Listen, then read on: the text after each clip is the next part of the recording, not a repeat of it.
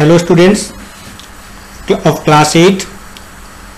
Let's deal with one of the very important topic of the chapter colonialism, tribal and rural society, that is land revenue settlement and in India during the British period.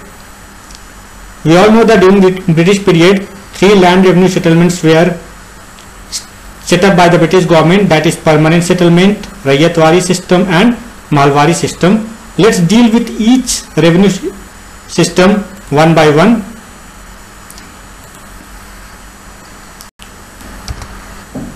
Let's talk about the permanent settlement. It was the method of land revenue collection introduced by Lord Cornwallis in 1793 in Bengal, Bihar and Odisha. Introduced Zamindari system. The post of Zamindar was hereditary and transferable.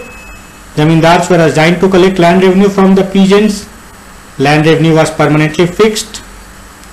And Zamindar gave 10 by 11th of the total revenue to the government, keeping 1 by 11th with themselves.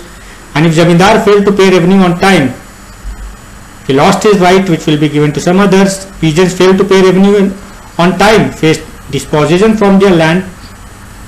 This is Lord Cornwallis who has introduced permanent settlement.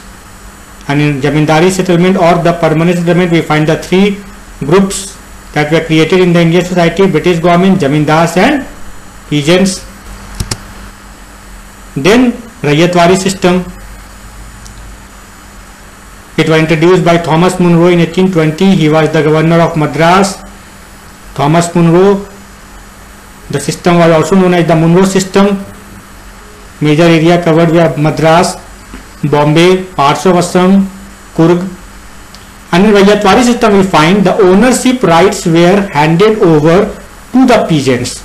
That means there were no zamindar. The peasants were required to directly give revenue to the government. And how much revenue? Ranging from 50 to 60% of the total produce of their land. Okay, see here, direct settlement with the peasants. No zamindars, no intermediaries, no middlemen was there. That is Raiyatwari system. Next is Mahalwari system, introduced in 1822 by another British governor, Holt Mackenzie. It was introduced in northern and central provinces, and according to this system the company collected taxes remitted by village head or head of the joint. That means the whole villages were collectively responsible for the payment of revenue to the government.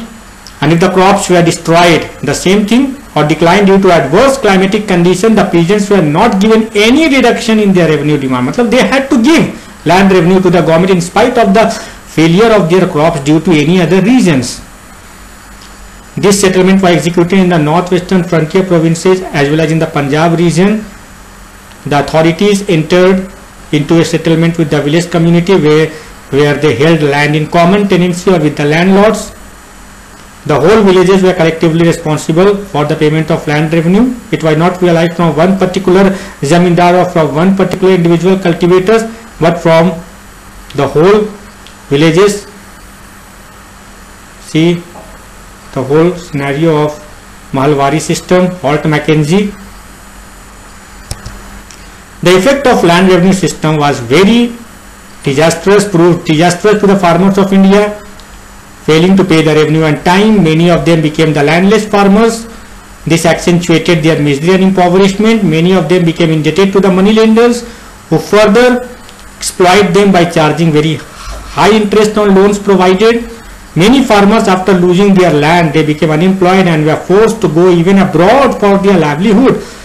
In short, we can say that the land revenue settlement enriched the British administrator at the cost of the poor farmers of India. So basically we have to deal with the 3 land revenue settlement. Permanent settlement introduced by Lord Cornwallis. Raiyatwari settlement introduced by Thomas Munro. And Mahalwari settlement, which was introduced in the northwestern frontier provinces as well as in the Punjab area by Holt Mackenzie.